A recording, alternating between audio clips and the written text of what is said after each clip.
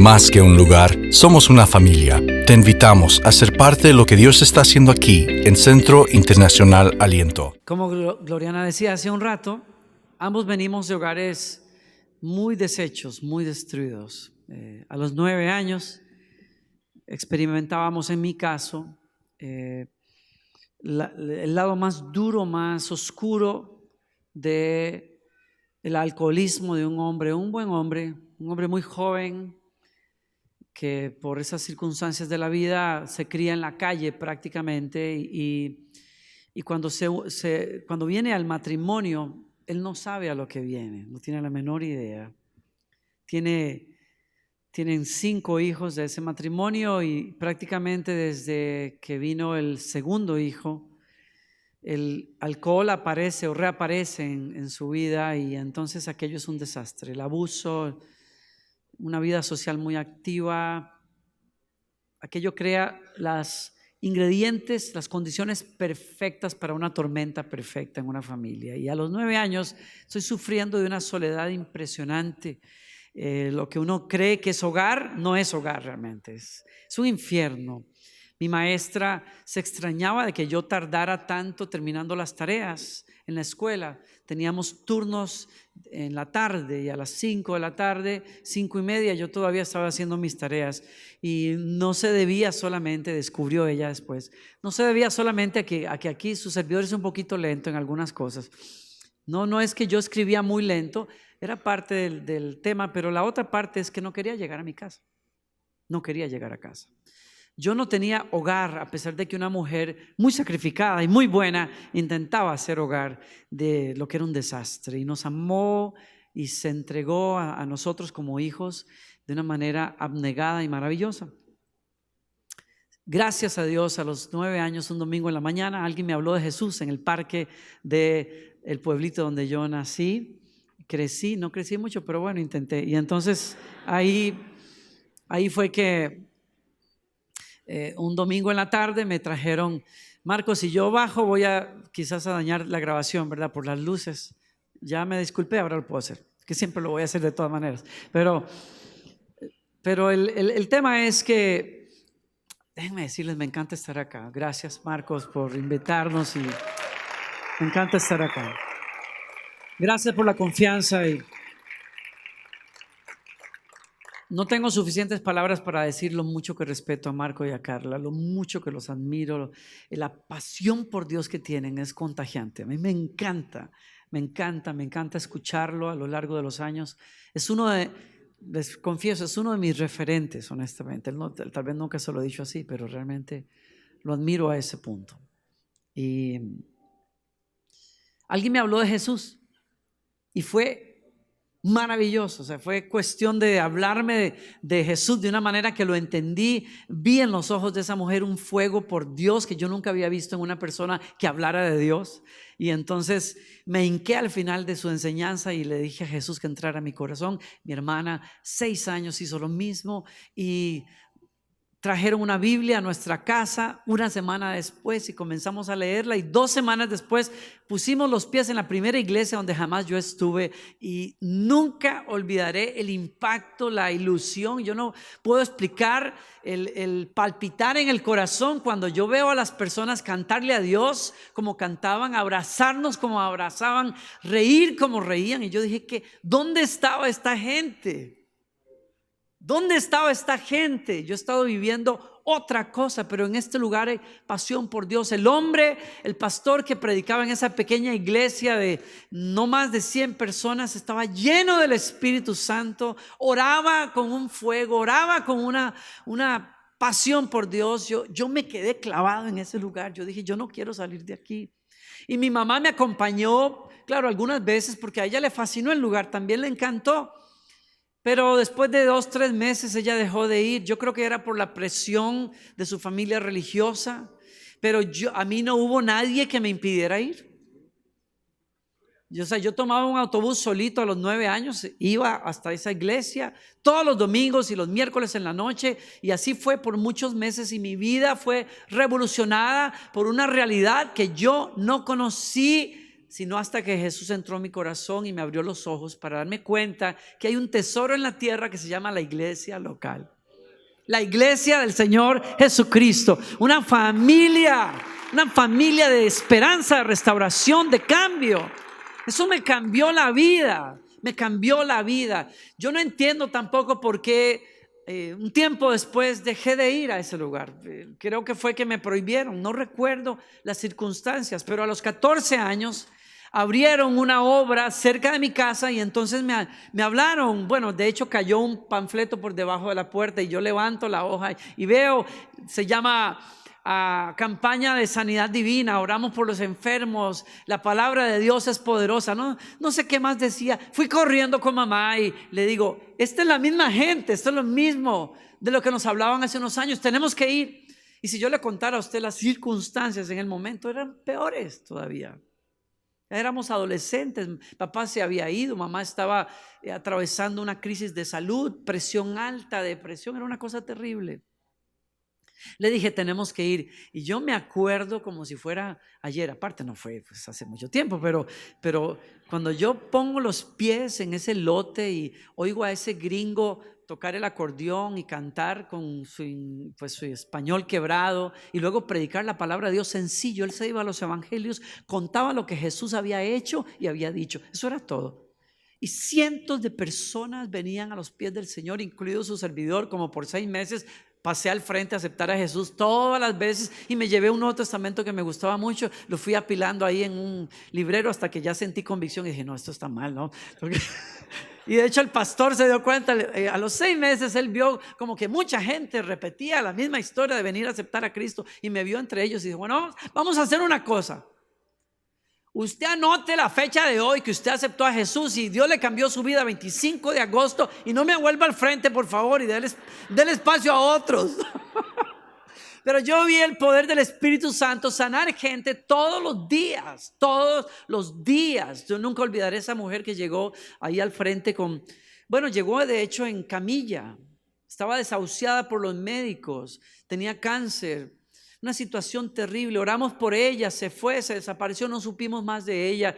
No sé, 6, 7 meses después, dentro del montón de gente que llegábamos, habíamos comenzado, dicen ellos que con unas 50 personas, cuando yo llego había como 100, a los 8 meses o 9 meses éramos 900 personas en aquel lugar y no cabían. Los domingos venían desde Nicaragua y desde Panamá para poder recibir la administración y ser sanados. Era una cosa impresionante. Y en medio del tumulto de gente,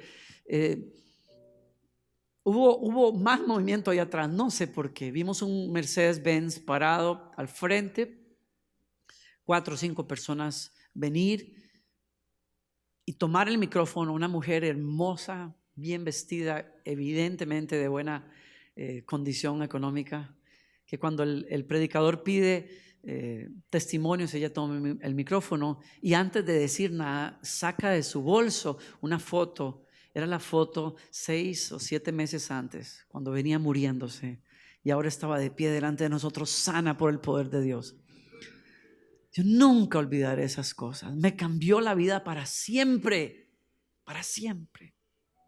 Nunca olvidaré el abrazo, el primer abrazo, el día que yo fui a esa reunión la primera vez, la sonrisa de quien llegó a ser mi pastor y su novia, que estaban allí de aprendices con el misionero y que llegaron finalmente a ser los pastores que quedaron allí en ese lugar. Yo conocía violencia, conocía la grosería en los labios de mi padre, el silencio, la ausencia emocional, muchas cosas. Y entonces Dios trae a mi vida otro hombre, un padre de familia, un hombre respetable, un buen esposo, un hombre apasionado por Dios, y mi vida, mi mundo comienza a abrirse, a cambiar. No todas las personas que están en autoridad son abusivas. Hay personas que son nobles, hay personas que creen en lo mejor, que buscan hacer lo mejor y me dieron esperanza. Y ese hombre, por muchos años, él y su esposa visitaron mi casa todos los miércoles en la noche, escucharon a mamá muchas veces enojada, muchas veces llorar, la consolaron, oraron por ella, se tomaron la sopita que ella les preparaba con mucho amor. Nunca olvidaré esas cosas. Me cambiaron la vida, se la cambiaron a ella. Mi pastor de toda la vida está entregando su obra el día de hoy. Es un hombre mayor ya, está entregando justamente el día de ayer una obra que reúne 12,000, 15,000 personas, quizás más el día de hoy. Después de 40 años de obra, se lo está entregando a su hijo. Y me decía en el teléfono, tú sabes que el sábado, sé que no vas a poder estar, pero el sábado yo quiero celebrar a algunas personas que han sido parte de esta obra, y yo quiero celebrar a Cristi, a tu mamá, por esa sopa, ese cuidado para nosotros. Mi esposa y yo nunca olvidaremos ese platito de comida caliente que nos tenía cada miércoles. Y yo le dije, y ella nunca olvidó esas oraciones que usted hizo por nosotros. Yo crecí en la iglesia local, yo sé lo poderosa que puede ser. Es que a nosotros nos mataron los sueños a los 9 años. Tengo que confesarles a ustedes, mis hermanos y yo hemos batallado muchísimo a lo largo de los años para ilusionarse por estudiar o por una carrera, porque todo era no se puede, no se puede, no se puede, no se puede. Dios nos abrió camino en instituciones privadas para poder estudiar, buenas instituciones, pero mis hermanos sufrieron el bullying de las personas de sociedad que veían que ellos no tenían recursos y estaban becados. Y entonces la burla hacia ellos y el hacerlos a un lado, fueron muchas cuestiones que provocaron en algunos de nosotros no hay que soñar, no hay que estirarse, porque esto es una negativa tras otra.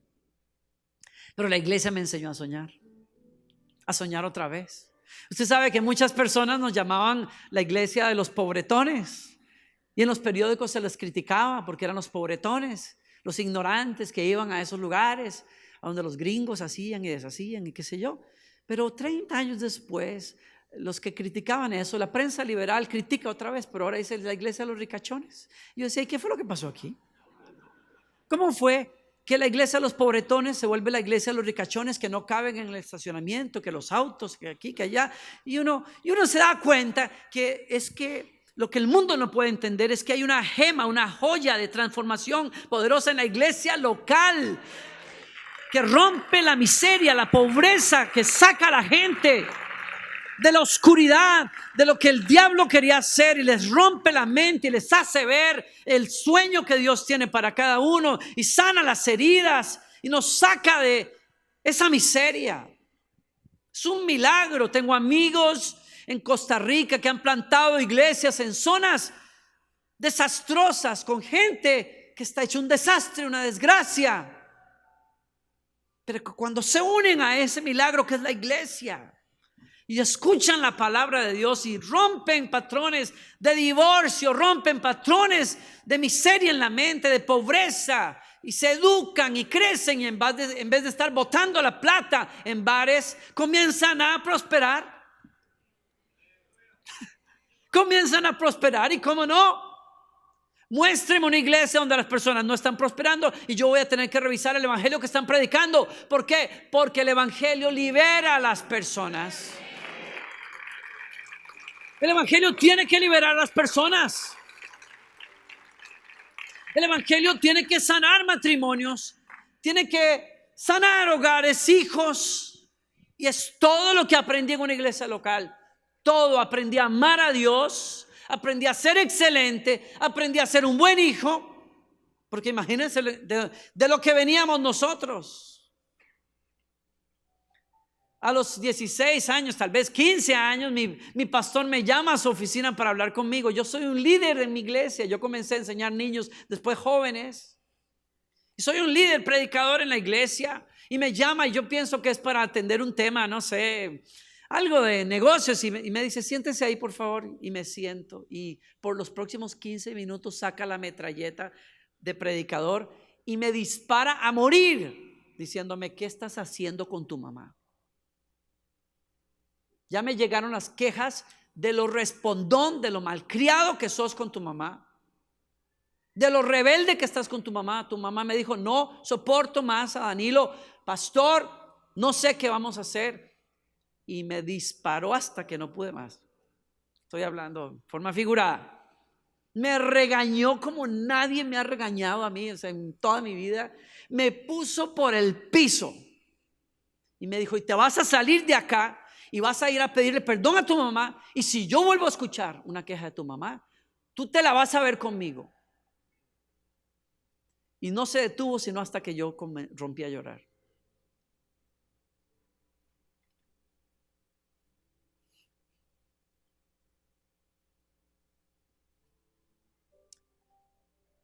Claro, no conocíamos un liderazgo saludable. No teníamos referentes. Pero la iglesia vino a ser ese lugar. A los que no teníamos padres, no conocimos padres, nos da padres. A los que somos huérfanos, nos da familia. A los que tienen sueños rotos, nos hace soñar otra vez. Para nosotros y para la iglesia y para el mundo. Eso es lo que pasa.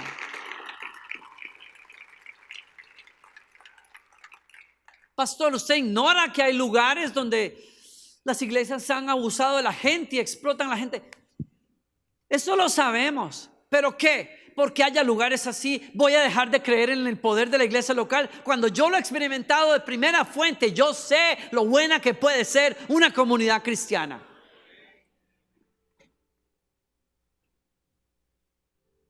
Y entonces digo yo, ¿qué idea más maravillosa tuvo Dios? No es una sociedad, no es un club, es una familia espiritual, donde nos llamamos hermanos y hermanas, porque todos somos hijos de Dios, donde nos levantamos las cargas y enseñamos a la gente a creer en los demás, a defender a los demás, a ayudar a los demás. ¿Por qué? Porque Cristo es el que le da origen a ese milagro que es la iglesia local. Y estoy seguro que si yo diera espacio y les diera la oportunidad de hablar, muchos de ustedes tendrían que decir: para mi vida, haber entrado a este lugar fue un antes y un después. Y yo no sabe, bueno, yo le debo a la iglesia local tanto. Mi vida entera se ha ido sirviendo en una iglesia local. Yo tengo que decirles, Dios ha cumplido los sueños más increíbles que yo haya tenido en mi vida, porque me conectó, la iglesia local me conectó con la realidad de Jesús, me conectó con la realidad del Espíritu Santo en mi vida. Y cuando usted se conecta con el Espíritu Santo, se conecta con el que da los sueños a los seres humanos. El que le enseña a cada ser humano para qué nació. Le debo eso a la iglesia local. Le debo a la iglesia local el introducirme al poder de la palabra de Dios, al poder de la oración, al poder de la adoración, al poder de dar, al poder del servicio, al poder de la hermandad, de saber que hay personas que llegan a ser más cercanos a ti que tus propios familiares, por el poder de la sangre de Cristo en la iglesia local. Y eso es un milagro. Eso es un milagro, ¿no? Y he viajado por todas partes del mundo. Jamás hubiera soñado yo pensar que a los 20 años, cuando el Espíritu Santo comenzaba a hablarme de un llamado a mi vida, y que hablaba de ir a naciones y de ver a las personas venir a los pies del Señor en otros países, jamás imaginé. Pero fue el canal, la iglesia local, que me introduce a personas maravillosas como el pastor Marco y su esposa y otros hombres de Dios. Es la iglesia local la que me recibe en muchos países. Es la iglesia local la que me ofrece comida caliente y un cuidado mientras yo estoy en lugares desconocidos. Es la iglesia local la que me abre los brazos como padres y madres, como lo he dicho hace un rato, como mis hermanos. Son ellos los que han celebrado conmigo victorias, son ellos los que han llorado conmigo momentos difíciles. Son ellos los que han cruzado correos electrónicos y cartas y llamadas cuando ha habido situaciones difíciles. Es un misterio, es un milagro, es una maravilla. Donde quiera que yo vaya en este continente, si algo pasa, si tengo una necesidad, sé que puedo llamar a alguien en esa ciudad y alguien va a venir a ayudarme. Yo fui secuestrado por unos minutos, una media hora, 45 minutos en la Ciudad de México hace más de 20 años. No tengo el tiempo para contar todo eso y no he entrado ni siquiera a la prédica. Este es el saludo, Marco. O sea, yo sé que tú sabes que lo peligroso que es lo que me dijiste, pero no voy a sintetizar esto, pero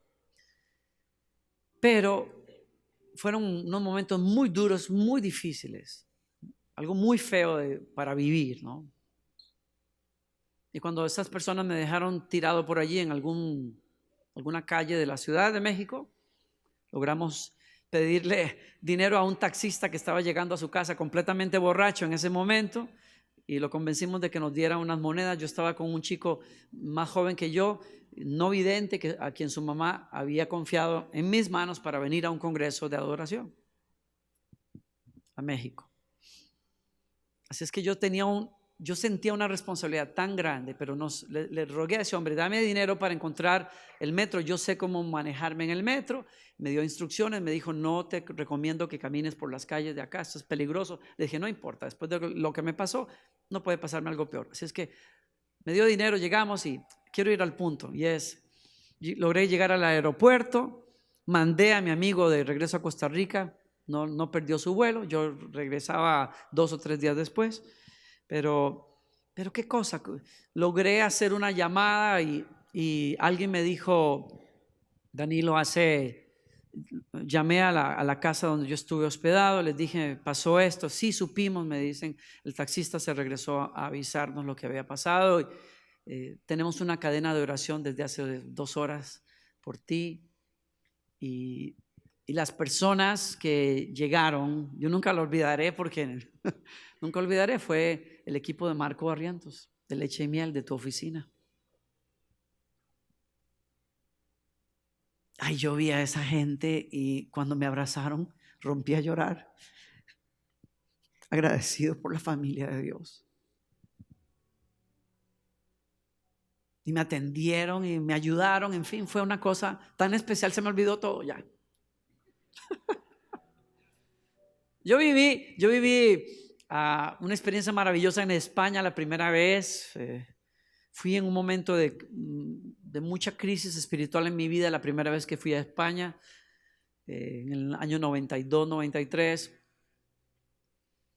Y durante 2 semanas cantamos en iglesias en el sur de España, pero aquello fue una batalla horrible espiritual. En cada lugar había gente que se levantaba y se iba porque no les gustaba lo que hacíamos o por cómo lloraba o porque la música era muy fuerte, en fin, una cosa terrible. Y yo iba espiritualmente batallando cada lugar, cada ciudad, tan difícil. Cuando a los 15 días estamos por terminar, yo estoy deseando regresar a mi tierra y no porque no haya disfrutado España, porque amo España, sino por el momento que yo vivía, que era un poco fuerte. Y entonces estoy ya sin fuerzas y suena el teléfono en la casa del pastor que me está hospedando y es un pastor del norte de España, de Galicia, que me quiere invitar y me ruega en el teléfono y a todo ruego dije, no podemos, tengo 2 conciertos más y no tengo tiempo, pero en el fondo estoy cansado, no quiero. Curiosamente, cuando cuelgo, me llaman de los 2 lugares donde iba a hacer 2 conciertos más y cancelan los 2 conciertos. Eran pastores bautistas y dijeron, nos han dicho que ustedes son pentecostales y nos preocupa que rompan a hablar en lenguas en la calle y nos echen a perder la obra. Y dije, nosotros ministramos, nosotros evangelizamos en las calles, no se preocupen. Dijeron, no, gracias. Que mamá, la tía dijo que siempre no. Bueno, la cosa es que dije, nos quedamos con 2 días para pasear y nos fuimos a pasear un día que no habíamos podido hacer. Paseamos y cuando llegamos en la noche a la habitación, suena el teléfono y es el pastor del norte y le digo, ¿por qué estás llamando? No, por si acaso. Algo había pasado, yo no puedo creerlo. Y mi cuñado me había dicho 2 días antes, es que yo siento en mi corazón que tenemos que ir al norte. Y le dije, cállate, que nadie te está preguntando. Y cuando sucede esta segunda llamada, digo, no, yo tengo que ir. Y fuimos. Y me arrepentí 1001 vez. Tomamos un autobús de 8 horas con 45 españoles fumando hasta por los codos, como sucedía en España hace varias décadas. Yo no podía ver la cabeza del chofer, no les exagero, del humo adentro de ese autobús. Era una cosa horrible, como en ningún país yo vi.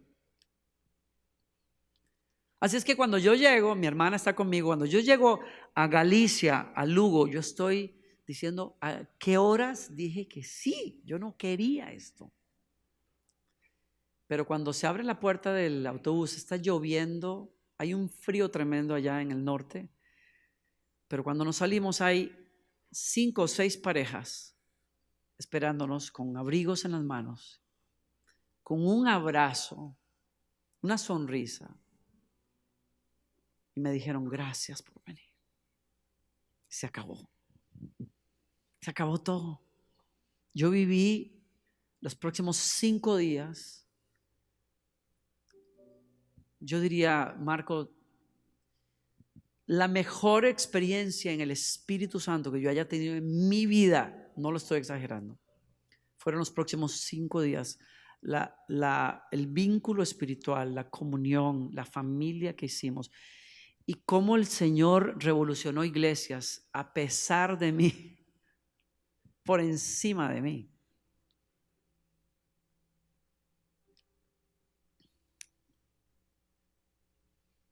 Es el milagro de la iglesia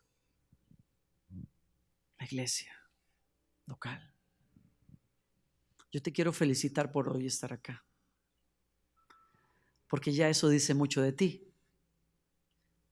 Te bendigo por eso, pero sospecho que el Señor quiere decirte algo más esta tarde. Tú puedes venir aquí por costumbre también, espero que es una buena costumbre, pero Dios te trajo aquí para que veas más allá, para que sepas que a Jesús o que Jesús vino desde el cielo hasta este planeta para establecer la iglesia. Que su sueño siempre ha sido tener un pueblo en la tierra a quien Él llama su novia y por el cual Él murió en la cruz y por el cual viene otra vez. Y no hay agenda más importante en el corazón de Dios que la iglesia. El cuerpo de aquellos que fueron redimidos por Él, sellados con el Espíritu Santo y que son el ejemplo en la tierra de lo que Dios quiere hacer con las personas. Y por eso estás sentado en un misterio y un milagro que se llama la iglesia del Señor Jesucristo. Y entonces,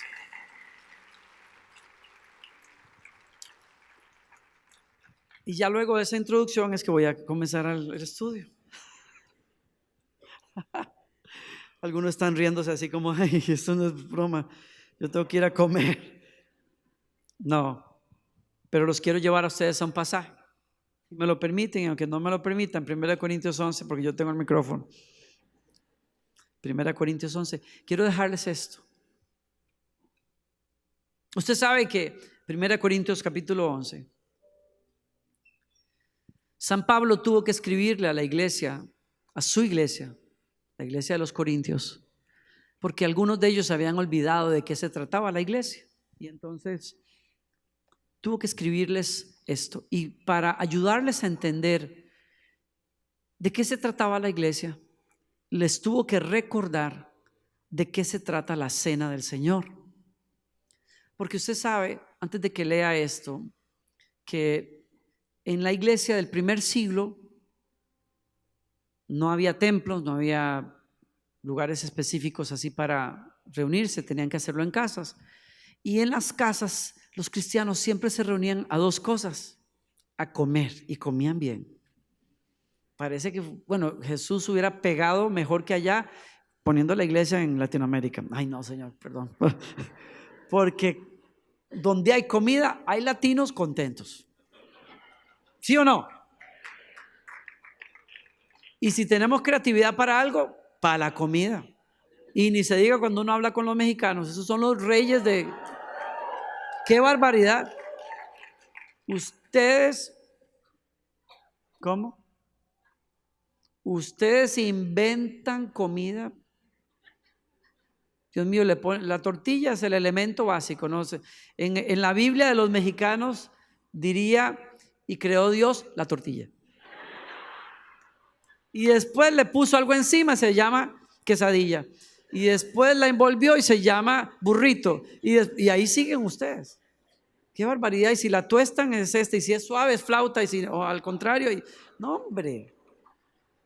Bueno, voy al tema. Tengo que terminar. Esta es la hora en que tengo que terminar.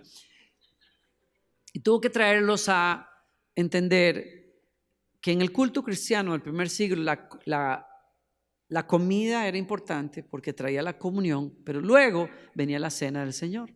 Y la cena del Señor era un momento en que los cristianos tenían que escuchar a los apóstoles volver a contar qué fue lo que pasó cuando Jesús murió. Y se repetía lo mismo.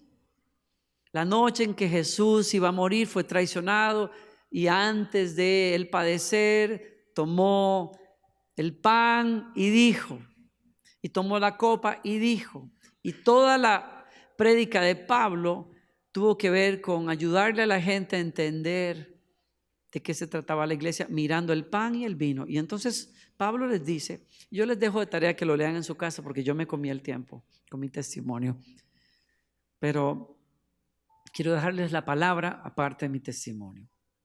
Y entonces Pablo les dice, quiero que recuerden una cosa, cuando ustedes se reúnen es para bendecir a los demás. Número uno, el primer punto.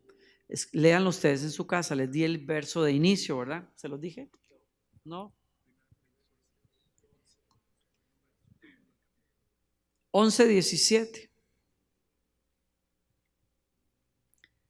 El primer punto acá es, Pablo les dice, me he dado cuenta que cuando ustedes se reúnen les hace más daño reunirse que no reunirse.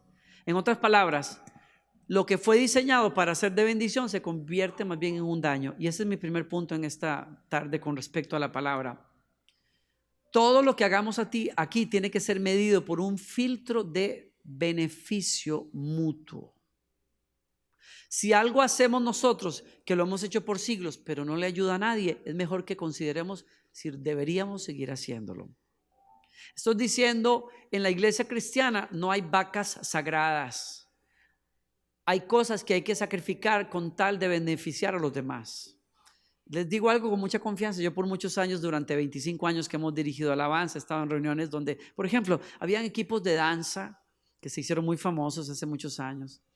Donde quiera que yo iba, en cierta época, salían las 11,000 doncellas de la danza, una cosa así, ¿no? Y que los estandartes y que los... ¿verdad? Y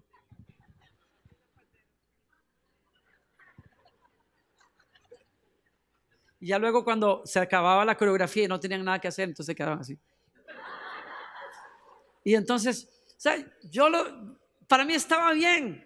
Y yo tengo amigos que tienen sus iglesias, equipos de danza, sus hijas, sus hijos están allí, y en fin, y es algo como que no se puede tocar porque le da oportunidad a los jóvenes. Pero yo muchas veces pensé, ¿qué me dice todo esto? ¿Qué me dice? ¿Qué dice? Nada. Y algunos habrán dicho lo mismo de nosotros cuando hacíamos escándalo con las baterías y la guitarra. ¿Qué están diciendo? No, porque a veces nos hemos concentrado tanto en cantar canciones y tirar música y ser bien así, bien así como on edge, así bien rockero, así qué sé yo. No sé, que de pronto la gente dice, qué chévere, pero ¿qué dijeron?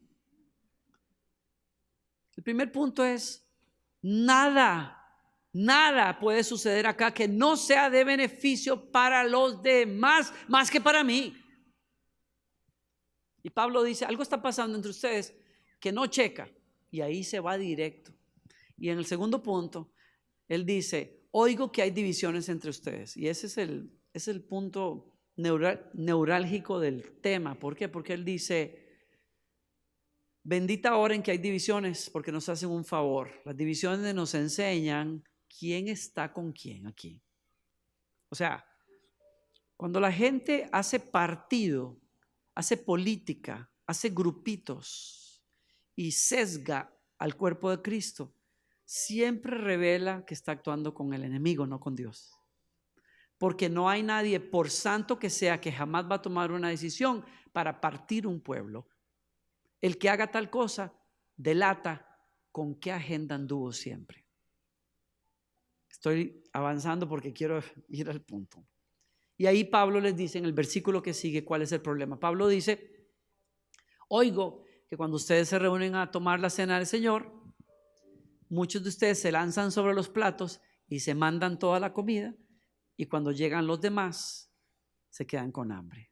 Y Pablo dice, qué vergüenza que entre ustedes haya semejantes diferencias. Y ese es todo el rollo de lo que estaba pasando allí. Ahora míreme aquí al frente, deje su Biblia ahí porque yo tengo que cerrar esto en 5 minutos. Yo no sé cómo, estoy loco. Si uno lee a una teóloga muy buena, por cierto, en Costa Rica, Fulques, ella se metió a estudiar las condiciones socioeconómicas del puerto de Corinto en el primer siglo, y ella explica, los cristianos se reunían en casas de gente adinerada porque era la única gente que tenía un patio suficientemente grande para reunir 30, 40 personas a la vez. También son las únicas personas que podían tener carne. La única ocasión en que la gente come carne, por ejemplo, en Corinto, es cuando en el templo de la diosa Diana se sacrificaban animales y se dedicaban a la diosa Diana y se hacía fiesta, y en las procesiones de la diosa Diana se regalaba carne. Es el único momento en que el pueblo, la gente más humilde, come bien. El resto agrícola pelea por la comida todo el tiempo. Y entonces dice ella, es curioso darse cuenta que en Corinto los cristianos llegaban a los cultos en las casas de la gente adinerada, y por supuesto, o es probable que la gente que llegara primero eran los amigos de la casa que no tenían que ir al campo a trabajar de 6 a 6 o de sol a sol. Y entonces llegaban, comían y la pasaban súper bien, sin pensar que los agricultores y la gente más pobre llegaría más tarde, y al llegar no encontraban nada. Y se hizo la costumbre entre ellos de que esto pasara, pero alguien vino con el reporte a Pablo y le dijo, hay algo pasando ahí que no checa, algo no está bien aquí. Y Pablo, como apóstol, viene y dice, la iglesia no es para hacer diferencias, porque la iglesia precisamente más bien rompe las diferencias.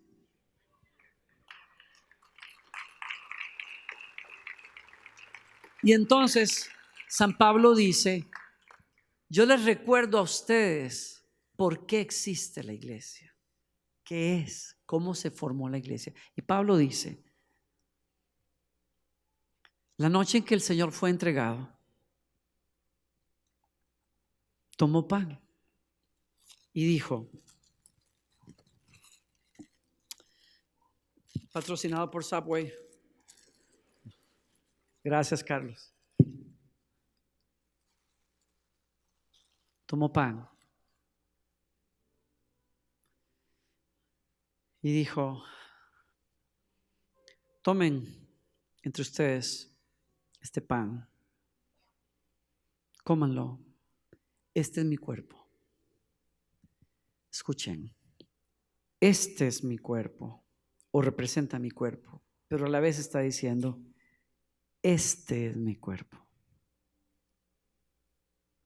Lo que hoy ustedes van a experimentar, lo que yo voy a experimentar es terrible, pero el fruto de eso va a ser maravilloso. Este es mi cuerpo, pártanlo y cómanlo. Y luego tomen la copa y beban de una sola copa, porque esta es mi sangre que por ustedes será derramada y que confirmará el pacto que estoy haciendo con ustedes.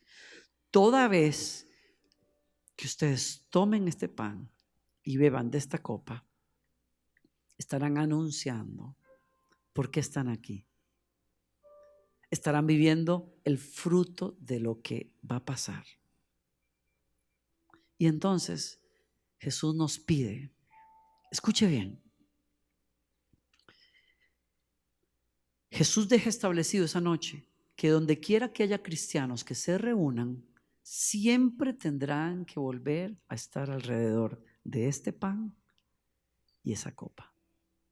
En otras palabras, Jesús nos dejó una lección objetiva, algo que podemos gustar y tocar para que se nos meta la verdad de un concepto espiritual poderoso, y es: nunca olviden por qué están acá. Están acá porque el pan del cielo, el único pan que da vida a los seres humanos, bajó del cielo.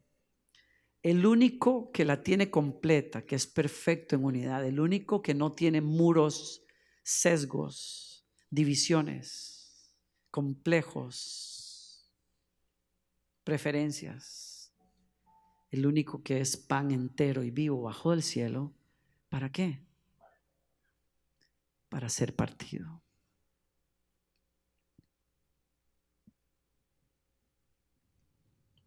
Para ser entregado. No se lo coman.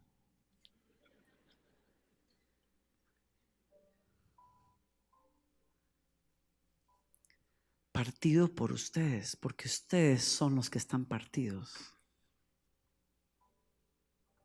Y la única manera en que ustedes pueden volver a ser uno en mí es por mi sacrificio, porque yo me voy a dejar ser partido en muchos pedazos sobre una cruz para que los muchos pedazos vengan a ser un cuerpo.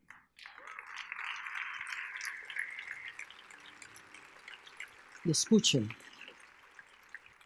Jesús nos está diciendo que la iglesia es posible porque el que es uno se dejó partir para que los muchos entonces tomen de una copa.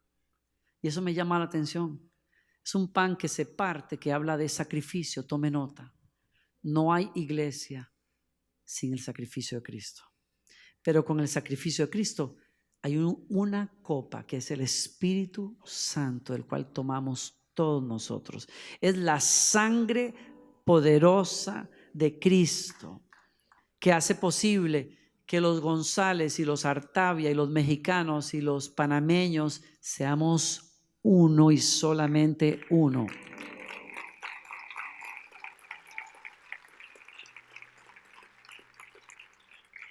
¿Me sigue? Y ese es todo el principio. Y por eso Jesús dice, o Pablo dice, perdonen, ustedes pueden decir que están celebrando la cena del Señor, pero ustedes no están celebrando la cena. Ustedes están haciendo un rito vacío. Porque cuando un rito cristiano olvida la razón por la cual se estableció, ya no es más lo que Cristo dijo. Y ustedes niegan lo que es el poder de la iglesia de Cristo, que es una familia que no puede ser dividida, si ustedes mismos hacen divisiones entre ustedes. Y por eso Pablo dice, vuelvan a la mesa, repasen esto, miren ese pan, coman del pan y acuérdense, están aquí porque Él se dejó partir, pero están aquí para beber de una sola copa por el poder de la sangre de Cristo, que los ha lavado a todos ustedes y los ha declarado hijos de Dios. Y ahora ustedes no son de ustedes, ustedes son de Cristo. Y entonces, el principio es el mismo para cualquier cosa. Digo yo, para el matrimonio. Es imposible que haya la intimidad del matrimonio a menos que dos se dejen que partir. ¿Qué es lo que tiene que partirse en el matrimonio, en la iglesia? Es el individualismo. El amor a lo mío, el amor a mi espacio, a mis derechos, a mi manera de hacer las cosas. Yo, Yo primero, segundo y tercero. Y lo que Cristo dice es: mira el pan cuando estás peleando con otro, porque el que podía hacer guerra con nosotros no hizo guerra, se partió por nosotros, se entregó por nosotros. No existirá iglesia a menos que nosotros hagamos lo mismo, a menos que estemos dispuestos a ir al sacrificio, a menos que estemos dispuestos a considerar, a perdonar, a soportar, a sobrellevar cargas. De eso se trata esta familia. Y como pasa en cualquier familia, no hay familia que subsista o sobreviva si sus miembros no se perdonan, se soportan, se aman, se cubren las faltas, se ayudan y pelean el uno por el otro. Y lo mismo pasa con la iglesia. Pueden guardar esos pedacitos de pan. Jesús nos trajo hoy para decirnos: qué bueno si asistes aquí, pero yo quiero más. Yo me partí por la iglesia. Les traigo a la mente la imagen bellísima que Mel Gibson nos pone en esa película, cuando Jesús es atravesado en el costado y de su costado sale sangre y agua, que cae exactamente sobre un centurión, que es el que lo está crucificando. Y en ese momento, según las escrituras, usted y yo fuimos lavados por la sangre de Cristo para venir a ser la novia del Cordero. Y yo le digo a usted hoy: ¿qué va a hacer usted con la iglesia? ¿Qué está haciendo usted con la iglesia? ¿Puede verla como una novia? ¿Como un atractivo los fines de semana, como para salir con ella de vez en cuando, una vez al mes, 2 veces al mes? ¿O vas a comprometerte con ella como Cristo se comprometió con la iglesia, al punto de morir por ella? ¿Estás acá? El pastor Marco nos estaba hablando ahora de una visión, pero tiene que caernos el 20. Dios tiene que usar a personas como Marco y su esposa para poder hacer objetiva la visión ubicada en una ciudad, en un pueblo, en un entorno, porque si no se queda desparramada. Entonces Dios levanta personas para traer la realidad de lo que es la iglesia a un lugar, a una familia puntual. Y necesitamos obviamente un lugar donde operar. Bendigo a Dios porque estoy hablando de esto en un lugar en donde conozco a las personas que están haciendo ese llamado y sé que son personas honestas e íntegras,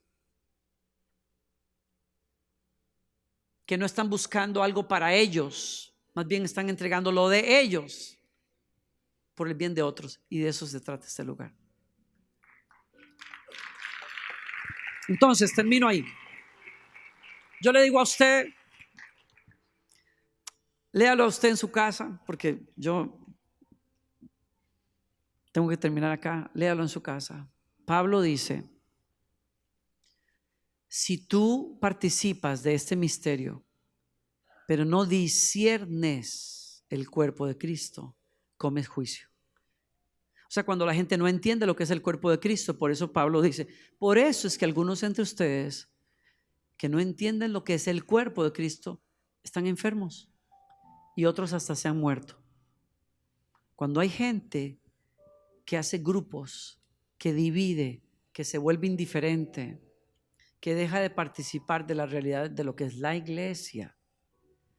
Cuando usted es una de esas personas que ama más que un lugar, somos una familia. Te invitamos a ser parte de lo que Dios está haciendo aquí en Centro Internacional Aliento. Esta es la última parte de mi enseñanza que yo no les puedo dar. Es complicado. Yo he vivido momentos difíciles, traiciones y cosas que no vale la pena contar acá. Todos.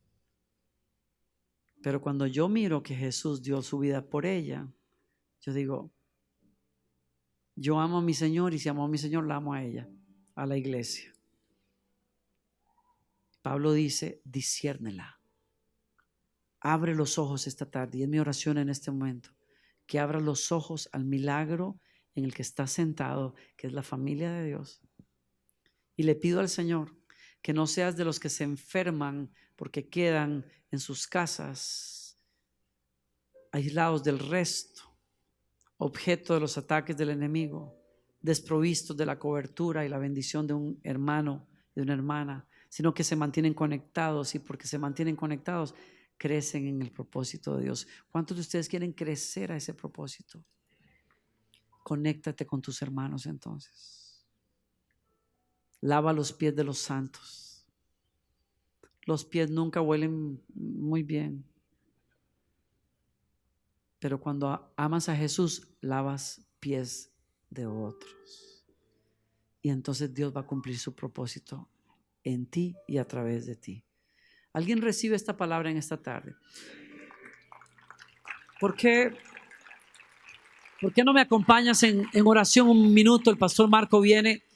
Inclina tu rostro, cierra tus ojos y dile: Señor, yo amo lo que tú amas. Yo abrazo lo que tú abrazas. Yo abrazo este pan y abrazo esta copa. Y te digo: Señor, bendito tu nombre, porque me llamaste a ser parte de la iglesia amada de Jesucristo. Bendito Señor, que me has hecho parte de tu pueblo, y así quiero vivir.